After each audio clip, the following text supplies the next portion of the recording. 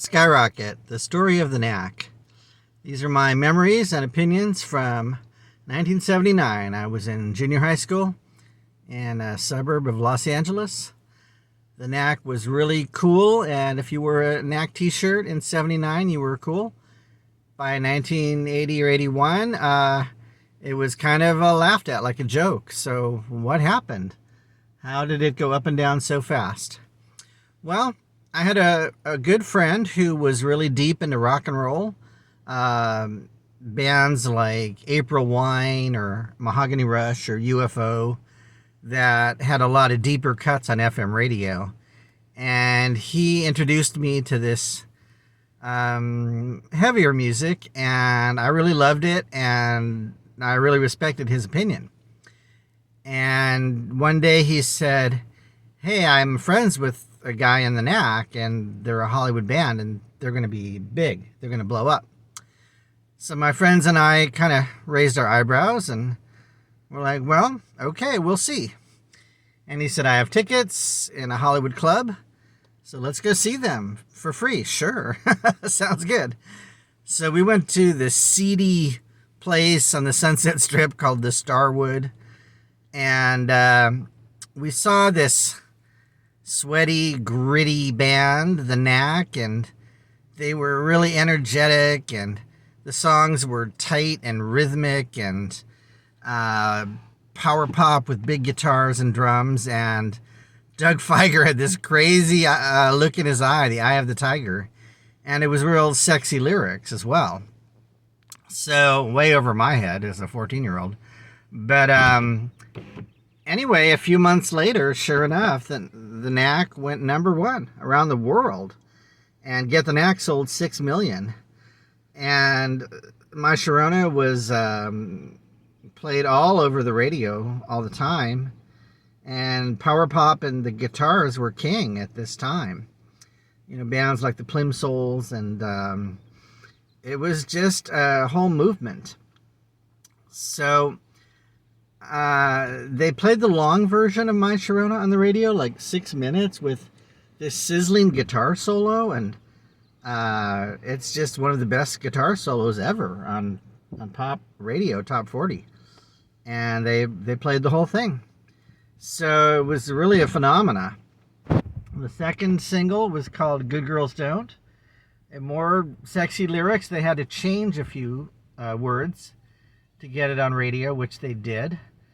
And Doug played the harmonica, Doug Fieger, the lead singer, and that was something different and showed another talent they had, and it made it to number 11 on the charts, so another big hit for the Knack.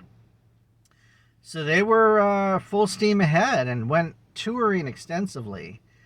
Now, what I've heard in interviews is that they went off to other countries and did these shows, and they almost neglected some offers in America, or they didn't. They did turn down, like being at the Grammys and American Bandstand, and some really big television opportunities where they could have reached millions in just 3 minutes, you know. So they made some mistakes, and they feel their manager just kind of didn't plot it out right. And anyway, they just were touring all over the world, which kind of exhausted the band, and they probably started fighting at this point, especially Doug Fieger and the drummer, Bruce Gary, were both kind of alpha males, and they just did not get along that well. So there was a burnout factor of constantly being on the road when maybe they should have been promoting in the studio and on TV. Smarter, you know, and reaching more people. So anyway, 1980 came around. I was still in junior high, and around February, the winter, and bam, the second Knack album is out, and I was surprised. It came out real fast. And there's a lot of finger pointing as to why the album did not do as well. It went gold. It was a gold record, but nothing like the first one. My friends and I, you know, all wanted to hear the first single. It was called Baby Talks Dirty. And it was almost too raunchy and sexual. It was like almost like into S&M stuff, like just way too far for young teenage fans. And it also had a melody and a bass line kind of like My Sharona. So some of the kids in school were laughing, oh, this sounds just like My Sharona. And it was dismissed. It did not do well on the charts. It made it barely in the top 40 and disappeared. So that's a bad omen. That's not something you want with that much momentum. So the wheels started falling off the bus, and Doug became panicked, and he's admitted he was on a lot of cocaine at that time. So he had a strong personality to begin with, and then with the cocaine, I guess it really just affected his judgment. And there's different theories in the studio as to why that album was not given more time to polish the songs. It was rushed. They all kind of agree that. Doug said the producer, Mike Chapman, was busy elsewhere with Blondie or other groups, and I think they should have held back a few of their good songs, like Your Number or Your Name is an excellent song. Had that been held back for the second record, I think they would have been fine. They would have had another big hit. It's a great song. I recommend you listen to that one. And they tried to save the situation. They put out another single called Can't Put a Price on Love. And that's a nice, beautiful, well-crafted song. It's mid-tempo. But radio it didn't catch fire and become a hit. It just did not. And another comment that Burton, the guitarist, made was that Sharona was in the control room in the studio during the making of the second album and caused some interference, according to him. And there's different, stories about what went on, but they do agree there was a lot of cocaine, and it affected their judgment, and they rushed the album too quickly. They could have taken easily another 6 months or a year and really produced it carefully. So they still kept touring, they were in the machine at that point, in the grind. So they were just touring around the world, getting more and more tired and exhausted. And they finally took a little break and took some time out to craft the third album, which is called Round Trip. They dropped the skinny black and white ties and outfits and kind of went into wearing different colors, and they used some different styles and tempos on the record. They tried to branch out. They were excellent musicians, so they were just showing different aspects of their skills. And they were kind of sitting on this vinyl record on the cover of Round Trip. I think it's pretty cool. They were all looking up. And I was in high school by then. I was kind of cautiously waiting. Well, let's give them another comeback chance here. This was around 81.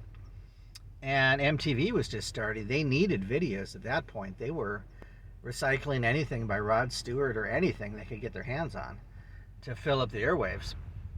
So I did not see any videos, but they released a single called Pay the Devil. It was slow. I thought it was kind of dull. It did not have a catchy melody.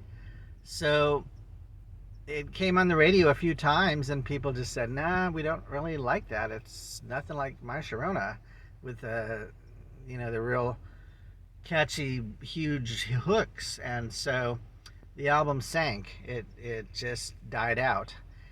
Now, there is a great song on Round Trip called Another Lousy Day in Paradise. And it's fun, it's energetic, it's catchy.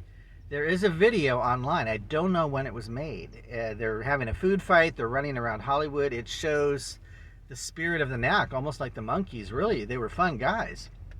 So had they released this, and it's kind of a low-budget video on MTV, it would have saved their career. It would have given them a new audience. They could have started over on video and been an MTV band and cruised right along into the 80s. But for some reason, you can watch it now, and it really captures a moment in the early 80s. And for whatever reason, they did not release this song or video to MTV or radio.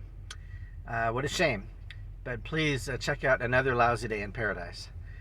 And they had one final tour. They were not getting along and fighting. They ended up at the Greek Theater New Year's Eve in '81, and just a really miserable final concert, and it was half filled, and they just called it quits. It was just all too depressing. But they did write their songs, so they had money and royalties, and they were able to go on to all kinds of projects in their life and do theater or work with other bands, and they had at least a comfortable living and money to do this, especially Doug and Burton. So as the 80s roll on, you've got a new decade in 91 and 90, and so sometimes you get a second chance when there's a new decade or there's a whole new group of kids or an audience, and they were still fairly young.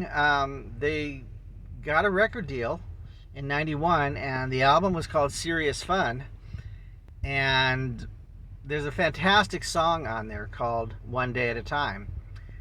And they should have released it. Their record executives thought it was going to be a hit. They did not put the promotion into it that they should have.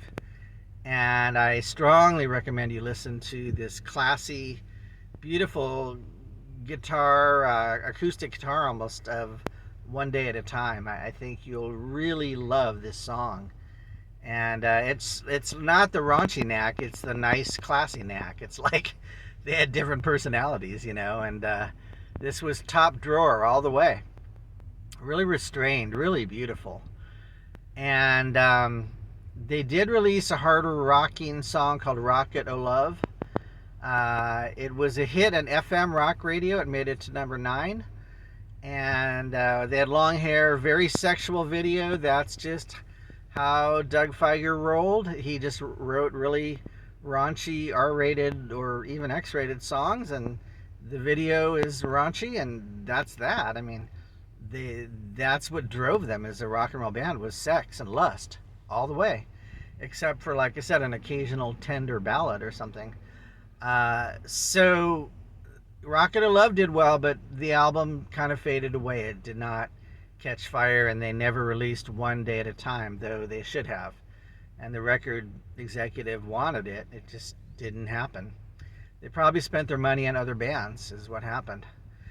So a few years later, there's a whole new generation of 90s kids and a big movie coming out called Reality Bites about high school kids. And they thought it was the right time to give My Sharona to this movie, to license it, to take a chance on this film. And the film was a big hit, and it captured the zeitgeist, or the spirit of the moment, of 94, and that group of kind of alternative, grungy 90s kids. And My Sharona was really popular, and it became a hit all over again, and they sold a ton of more records. So they had an encore, and they got in the spotlight one last time. Good for them.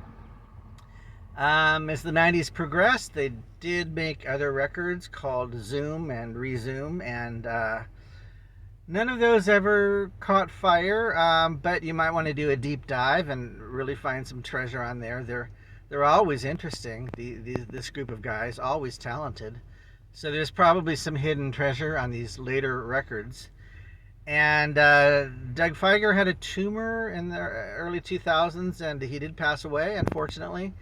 Like I said, the other guys went on to various projects, but the final note is that at the peak of their fame, they chose not to talk to the music press. Like Rolling Stone, they had a no interview policy.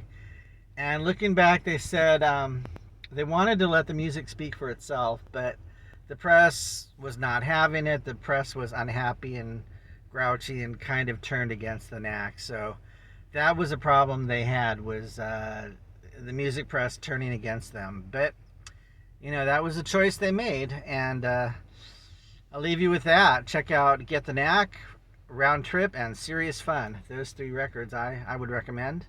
I am Mike D at Down Pepper Tree Lane. Support my work as a patron, or in the store, check out the merch. All right, take care. DownPepperTreeLane.com. Thank you.